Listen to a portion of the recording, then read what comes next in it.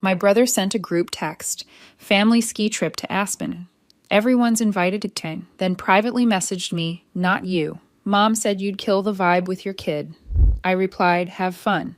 What he forgot, I'd booked the entire lodge under my corporate account for a business retreat. When they arrived, and the manager said, there's been a cancellation. I was already in. They passed out the jackets in my parents' living room like it was a draft. Red tissue paper, big white boxes. Everyone clapped for each kid as they tried on matching navy ski jackets with their names stitched on the sleeve. Aspen Crew, 2025, across the back in white. When it got to my son, Jamie stood up and smoothed his shirt. He's 8. He practices being ready. My brother glanced at the last box, then at my mom and said, we didn't have his size. He handed Hammy a scarf. It was a cheap acrylic thing with a loose thread. No name, no pass envelope tucked inside like the others. No little laminated card with the mountain logo. My niece waved her pass at him. Look, we get to go up the big lift. Jaime still smiled. Cool scarf, he said, winding it around his neck. His ears were pink. I felt my hands shake. The envelopes were sitting like little white bricks on my mother's coffee table. Each had a kid's name in her careful cursive, not his. I caught my brother's eye. He looked away like he was watching the game on mute. My mother gave me her tight church smile. It's a logistics thing, honey, she said. You know he gets overwhelmed. We'll plan something special for him later. Everyone's invited. My brother had texted in the group chat a week earlier with ski emojis and a picture of the lodge I'd booked. My dad hit the thumbs up. My sister replied with heart eyes. I had answered, great, I'll send the rental codes. On my phone, buried under the cheerful thread, was the private message my brother sent me the same afternoon. Not you. Mom said you'd kill the vibe with your kid. I had typed back, have fun, and stared at the words until they went blurry. Then I booked a second seat to somewhere warm. Jamie pulled a folded drawing from his pocket and held it out to my mom. He'd drawn a mountain with little stick figures smiling on the slope. He labeled it Family Ski. His name was in a heart at the bottom. My mother patted his head. We'll put it up later, she said, and slid it under a stack of catalogs. I swallowed hard. I wanted to grab the drawing and the scarf and my kid and run. Instead, I picked up a stray ribbon and tied it into a bow. Looks nice, I said. My voice sounded like someone else's. I had to breathe through my nose so I didn't cry in front of everybody. I kept hearing the ping of the group chat in my head. Everyone's invited except us. I'm 36, Seattle operations manager for a mid-sized tech startup you've never heard of unless you handle procurement. Single mom. I adopted my son when he was 2. He likes knock-knock jokes and building cities out of boxes. He's polite sensitive. He reminds me to water the spider plant. My family has always been loud and close and somehow expensive. I grew up the oldest and the capable one. I got good with spreadsheets, then with vendor contracts, then with credit card points. Somewhere along the way, capable turned into wallet. It wasn't big at first. My mom called when her phone plan was past due. I set it to autopay on my card. My dad needed a new CPAP machine. I covered it and said, happy birthday. My brother needed a down payment on a truck. $5,000, he said, just until my bonus hits. His bonus never hit. When my parents fell behind on their mortgage 2 years ago, I was the one who met with the bank. I moved $950 a month into their account for a year. It kept the house out of foreclosure. It ate my emergency fund and most of my tolerance. Last spring, my mother wanted new countertops. Just the deposit, she said. $8, $500 later, I had a picture of a slab of quartz in my messages and a tight feeling behind my eyes. I told myself I was buying us a place to gather. We did gather. I did the dishes. They love to gather. We have Sunday dinner almost every week. My parents' place still smells like pledge and pot roast. The kids run circles around the coffee table. My mom keeps a stack of envelopes by the door, and my dad keeps a stack of bills under the placemat. I always leave lighter. They also love to take photos with the grandkids. I noticed last year that Jaime got cropped out a lot, always accidentally. Oh, the lighting was bad, my sister said, or he blinked. The Christmas card on my parents' fridge had my brother's 3 and my sister's 2 in matching pajamas. Jaime was sitting on the floor next to the tree with a Lego in his hand. He wasn't in the shot. I brought it up once gentle. Hey, maybe use the one with everybody. My mother's face went stiff. You know we love Jamie, she said, but we just did a little thing for the biologicals for the older relatives. It's simpler that way. Biologicals, like I had adopted a fern. I stood there with a bowl of mashed potatoes and nodded while my stomach clenched. I thought, pick your battles. We needed the Sunday dinners, right? He needed cousins. I swallowed 100 little slights because I believed the big picture was still family. This fall, my brother Sean started bragging about a family ski trip. He sent me links to the lodge, the nicest one in Aspen, the kind of place with heated sidewalks and fireplaces that look like art. He said it like he was treating everyone, but he's never treated anyone. Everyone's invited, he wrote in the group text. We need 12 rooms. Kids get lessons. Grandparents get the suite. Make it happen. I can make anything happen if there's a portal and a budget. My company has a corporate rate with that lodge. We do an offsite every other winter, and I'm the one who negotiates. I could get us 40% off rack rate and late checkout. I also have a corporate AMX with a point structure that's frankly ridiculous. So I booked it. 10 rooms, 5 nights, January 12th to 17. $18 $400 deposit on my card through the corporate travel portal, which I'm allowed to use for family if it's my personal charge and I don't expense it. I had to sign a form. I signed it. I booked ski school for the kids. I put together an itinerary in a Google Doc with tabs for rentals and restaurant reservations. I created unique codes for boots and lift passes. I ordered the jackets wholesale and had Aspen Crew 2025 embroidered at a shop down the street. I paid for the boxes. I was stupidly excited. I pictured Hamey in his jacket. I pictured him gliding on the bunny-sloped cheeks, red me cheering at the bottom. I pictured the photo we'd finally get with everyone in it. And I let myself believe. Then Sean slid into my DMs. Not you, he wrote. Mom said you'd kill the vibe with your kid. I stared at my phone. I waited for a JK that didn't come. I asked, are you serious? He sent back, don't make this weird. We need this. You know how he gets. He gets overwhelmed when grown adults make him feel like a stranger. Yes. He also gets overwhelmed by too much noise if he hasn't been warned. He also gets overwhelmed when his scarf is the wrong texture. He's 8. I typed, have fun, because my choices were that, or drive to their house and scream. I chose the only thing that didn't put me on their bad list for life. I still ended up on it. They had me over for Sunday dinner anyway. The jackets came out like prizes on a game show. Jamie got the scarf. My mother slid his drawing under a catalog. My brother didn't meet my eyes. Cousin Maya, my aunt's daughter, saw my face. She looked at Jaime, then at the white envelopes on the table. There's not one for him, she asked. My mother said, he's special. Maya pressed her lips together. She rubbed Jaime's shoulder. Later she whispered, this is messed up. I nodded. I kept nodding so I wouldn't say anything I'd regret. I walked home with Jaime holding my hand and his scarf trailing on the sidewalk like a flag. He didn't ask questions. He just said, do we have hot chocolate at home? We did. I made 2 mugs and watched him blow on the steam. He said, will we go down a mountain ever? I said, we will go down something. And then I opened my laptop. I didn't write a manifesto. I didn't call a meeting. I did what I'm good at. I logged in. The corporate portal had our reservation at the top. Aspen Ridge Lodge, January 12th to 17. Confirmation Q, 411972. 10 rooms, block 2 suites. Non-refundable deposit already posted. Next to it was a line in red. Final cancellation date, December 28th, 11:59 MT. Penalty increases after that. It was December 20th. 8 days.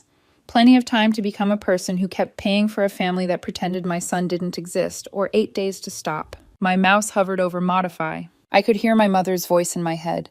Don't be dramatic. Don't make a scene. Don't punish the family. I didn't want to punish anyone. I wanted to stop being the person who set the table for a party where my kid wasn't allowed a chair. I clicked modify. A box popped up with the account manager's number. I called. Her name is Jana. She wears glasses, drinks almond milk, and knows me by my extension. Hey, Ellen, ready for Aspen? Actually, I need to cancel the block. There was a pause. Keyboard clacking. All 10 rooms. All 10. The suites, too. Do you want to rebook? Not with this group. My voice shook a little on the last word.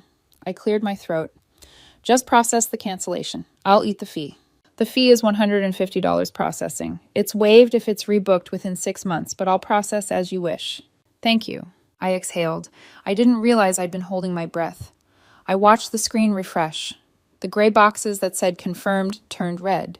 Canceled. Refund pending to card ending 4492. My corporate card, my personal charge, my choice. I canceled the rentals next, clicked through to the ski shop, deleted the codes one by one. JK Ski 01, MK 02. My fingers were steady. I canceled the van reservation I'd prepaid. $600 back to my card. I canceled the dinner at the fancy place where my mom likes the salad with feta that makes your teeth squeak. I deleted the Google Doc, then restored it, then took it offline. I am not a martyr or a saint.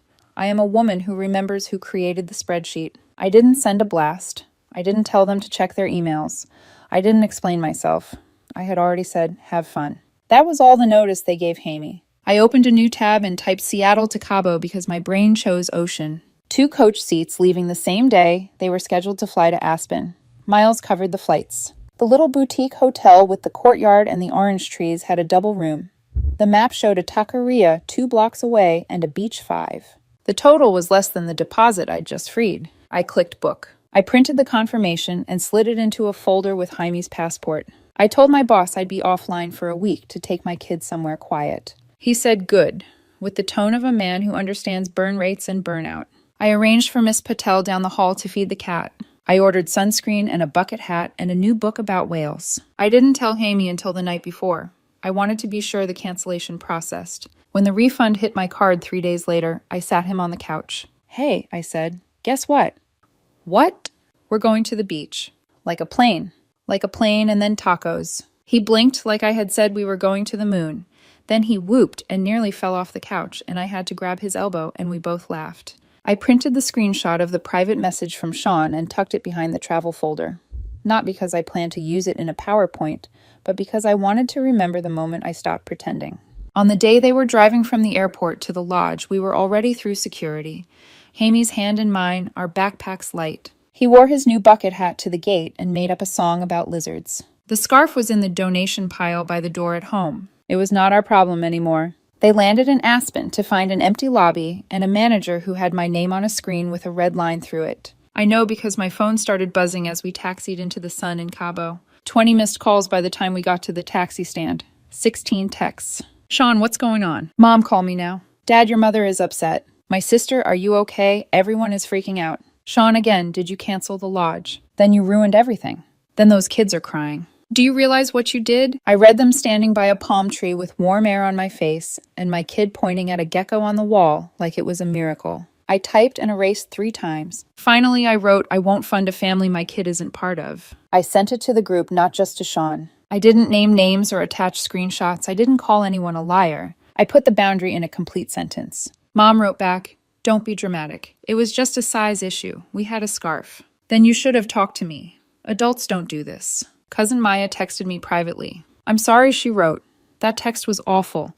They're pretending it didn't exist. Then do you and Jamie need anything? I told her we have tacos and a pool and a beach. She sent a heart. Sean switched to insults. You're vindictive. You're letting your therapist ruin this family. You should have told us sooner so we could make other plans. I thought about all the times they told me after the fact. After they rearranged the Christmas card. After they bought 5 jackets. After they wrote everyone and meant us. I typed, I did tell you. You told me not to come. I heard you. Then I put my phone on Do Not Disturb and handed Jaime a cup of mango. We walked to the beach. The sand was warm like a blanket that's been near a heater. Jamie dug a hole and announced it a crab mansion. He learned to snorkel in the shallow water and popped up with his hair slicked down, shouting, I saw a blue fish, like he'd seen a comet. At dinner, he bit into a taco, and salsa dripped down his arm, and he laughed like it was the best thing that had ever happened to him. He fell asleep with his hand in mine and the ceiling fan clicking soft above us. The texts kept stacking. Mom, come home. Come explain.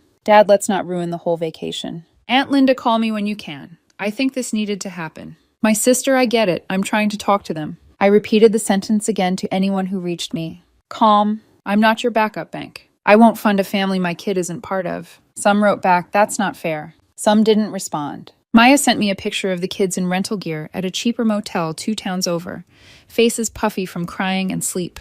I was sorry in the way you're sorry it rains at a parade you didn't plan. On the 3rd day, my mother left a voicemail that started with, we have always included Jamie, and ended with, please fix this. The middle was a lot of how I embarrass her. I didn't call back. I sent her a photo of Jaime standing in the surf, up to his shins, pointing at a pelican. I didn't write a caption. We watched the sunset from a low wall with chipped paint. Jamie leaned on my shoulder and said, this is the opposite of a mountain. Yep, I said. He said, do they have scarves here? We laughed. On our last day, he put his hand on my cheek and said, thank you for taking me, even though I'm a lot. I had to swallow twice before I could answer. You're not a lot. You're just right.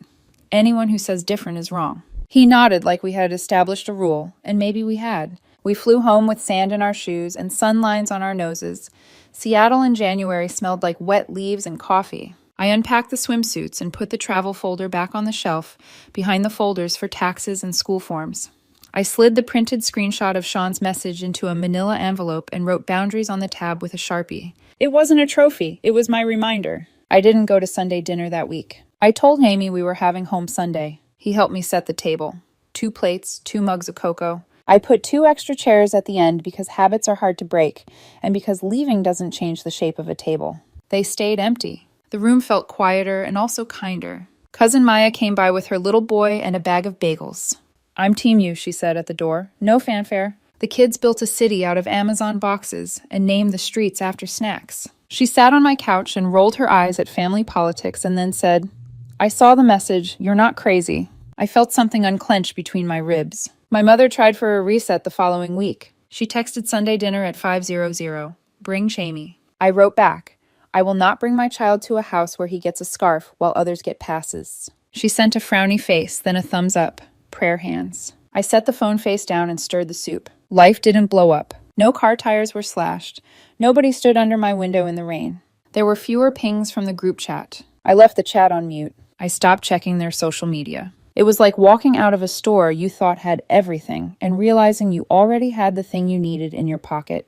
In February, on a random Saturday, Jamie and I drove to the tiny ski hill east of the city. He wore a borrowed jacket from our neighbor. We rented little skis. The hill was the size of a backyard, and the lift moved like a slow old man. Jamie went down once, arms out like he was balancing on a line. And then he went down again faster. And at the bottom, he threw up his arms and shouted, "I did a triangle." I clapped my hands and my eyes stung in the cold. An instructor in a neon beanie gave him a high five. No one said he would kill any vibe. No one handed him a scarf. That night, he drew a picture of a mountain and a beach side by side. He labeled it Family Winter. He put himself on both. He put me next to him. He left space for others if they ever decided to learn how to stand with us. I taped it to the fridge. I didn't slide it under anything. I stood there for a minute looking at the lines crisscrossing the white paper, the small figure in a bucket hat, the stick legs on skis. It was not a revenge plot.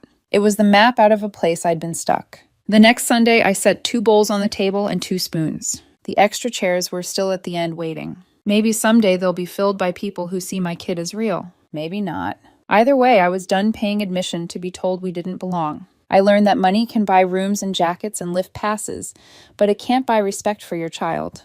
That had to be earned or withheld. We made cocoa. We clinked mugs. Jamie grinned chocolate on his lip. He said, "What are we doing today?" I said, "Whatever we want." He said, "Good."